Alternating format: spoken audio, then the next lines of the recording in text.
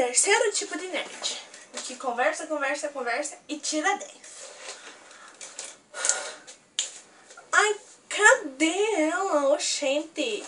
Menina brava. Ui, falou que era pra mim esperar ela aqui. Cadê ela? Ui. Gosto disso. Ai, eu vou pegar minha escova na minha mochila. Na verdade, só fiz isso e já arrumou. Porque meu cabelo é perfeito. Mas cadê ela? Hoje tem entrega de boletim na sala, mas eu acho que eu não tirei 10, tipo... Se... Ah, bateu o sinal.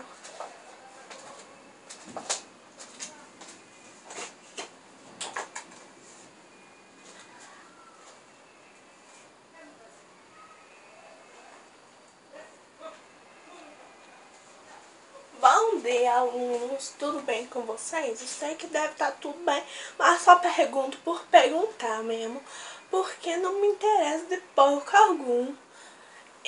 Eu tô com esse lendo na cabeça porque eu não quero ver vocês hoje.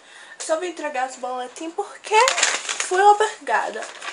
E na próxima aula eu vou embora, tá?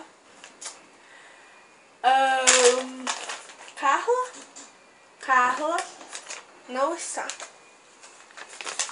Carlos, eu não estou, vou deixar em cima da minha mesa a hora que eles chegarem. Eu fui, você anda a lavar. Pronto, pode sair.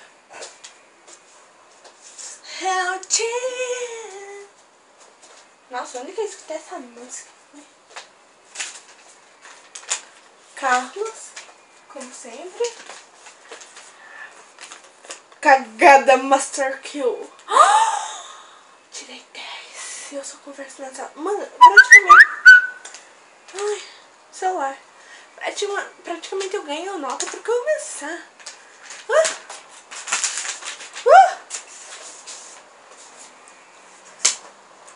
Mas eu tirei 10. 10 em tudo, né? Não, eu tirei 9,8 em um, né? Pra mim, tanto faz. Amigo, amiga do meu coração.